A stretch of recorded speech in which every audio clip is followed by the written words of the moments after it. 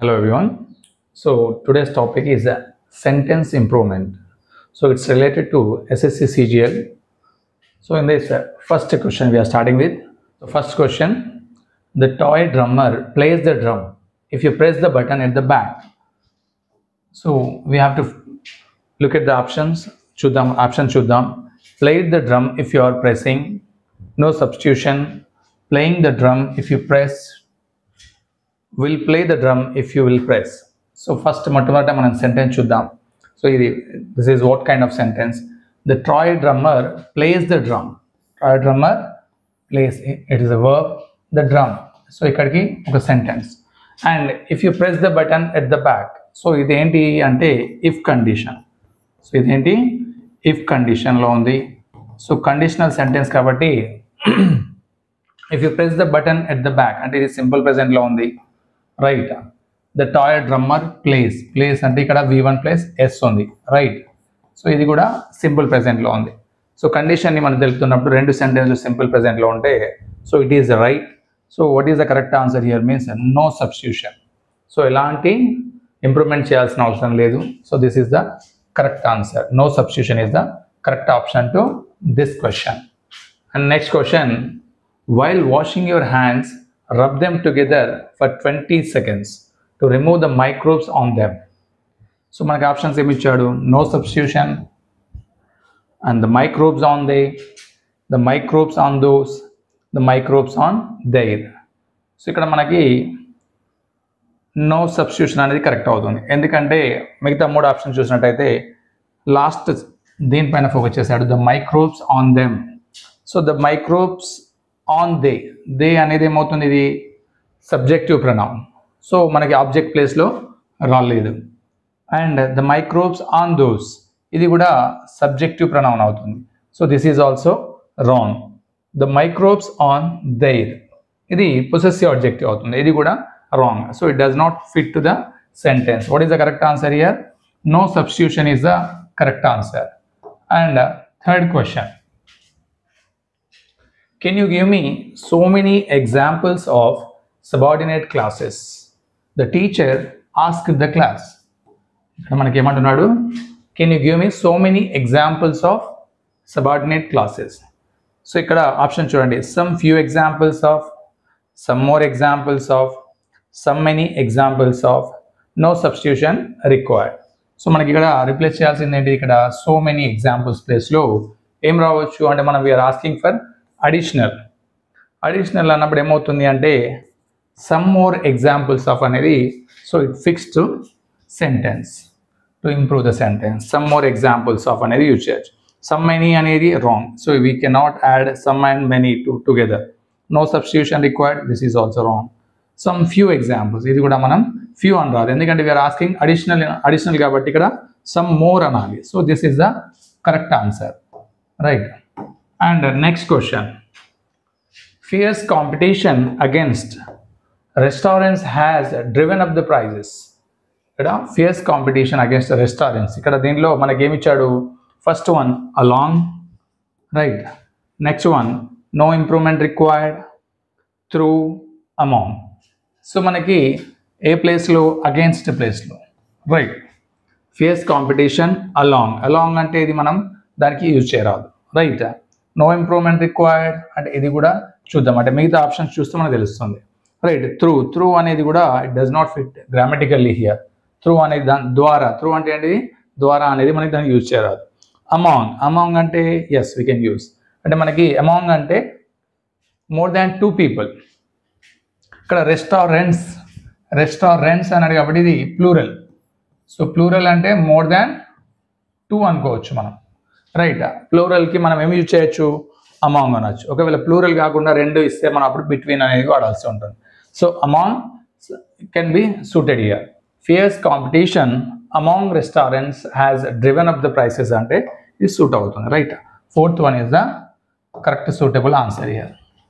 And next one, although the children studied hard but they could not understand the topic without the help of the teacher. మనకి ఇక్కడ first sentence దేంతో start చేశాడు అంటే although అనేది ఏంటి, conjunction. Although అంటే ఏంటి, కంజంక్షన్. సో కంజంక్షన్ కాబట్టి ఇందులో మనకి స్టార్ట్ చేశాడు although the children studied hard. దీన్ని ఎక్కడ ఇంప్రూవ్ చేయమంటున్నాడు చూడండి.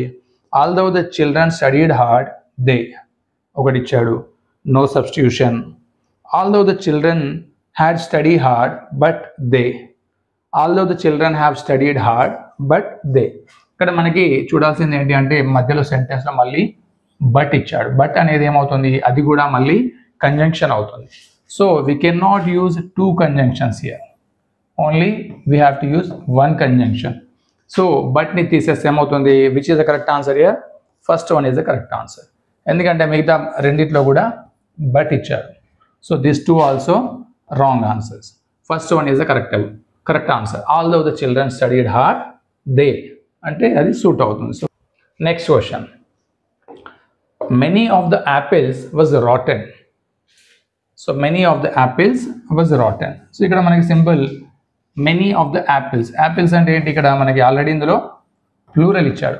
యాపిల్ అంటేనే యాపిల్ అంటే సింగులర్, యాపిల్స్ అంటే ప్లూరల్.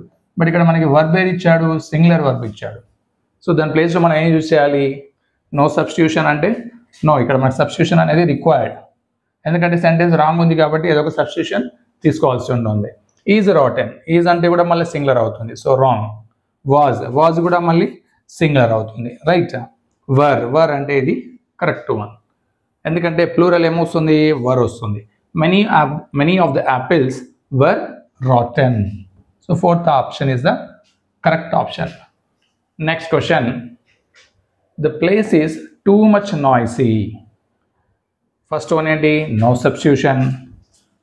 సో ఇక్కడ మనకి సబ్స్టిట్యూషన్ వస్తుందా అంటే వస్తుంది. ఎందుకు వస్తుంది అంటే ఇక్కడ టూ మచ్ నాయిసీ అని ఇచ్చాడు, రైట్. Too much noisy. నాయిసీ అంటే ఏంటి యాక్చువల్, ఇది it's not a noun, it's a adjective, right. It's a adjective. Much అనేది ఎప్పుడు వస్తుంది, టూ మచ్ అనేది నౌన్ ముందర వస్తుంది, అన్కౌంటబుల్ నౌన్ ముందు.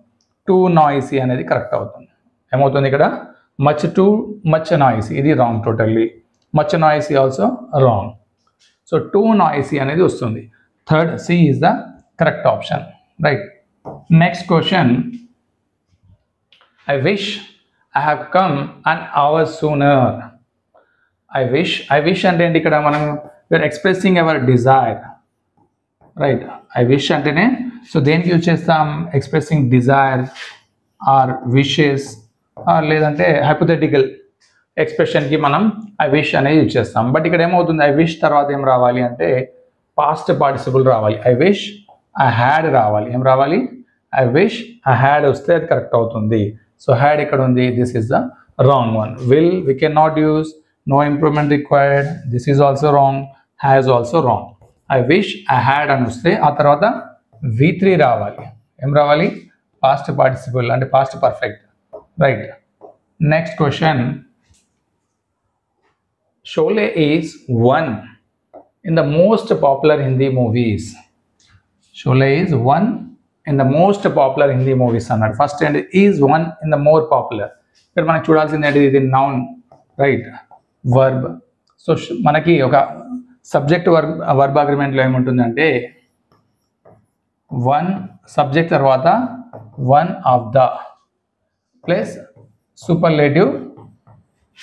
సూపర్లేటివ్ అడ్జెక్టివ్ రావాలి. One of the superlative adjective. First ఏమొస్తుంది, subject plus one of the plus superlative adjective. So ఇక్కడ మనకి సబ్జెక్ట్ వచ్చింది, ఓకే. వన్ ఆఫ్ లేదు, ఇక్కడ ఏముంది, ఇన్ ఉంది. సో ఇన్ అనేది సూటబుల్ కాదు. మనకి ఇక్కడ ఏది తీసుకోవాలి, is one of the most popular. ఇక్కడ నుంచి ఇక్కడ వరకు superlative adjective. This is B is the correct one. Remaining three are wrong options, right. Next one, much of the truth about the mysterious death of the pet was not revealed. So ikkada much of the truth, so about the mysterious death of her pet was not revealed. Emostundi ikkada chudandi, were not revealed, have not revealed, were not being revealed, no substitution. So ఇక్కడ మనకి much of the truth అంటే ఇక్కడ మనకి singular అంటే ఇది uncountable noun అవుతుంది, right.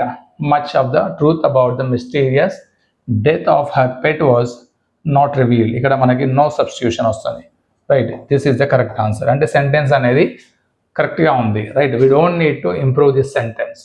So this is about today's questions. So in the next video, so this is about today's session, and in the next video I'm going to upload about narration topic which is related to SSC CGL.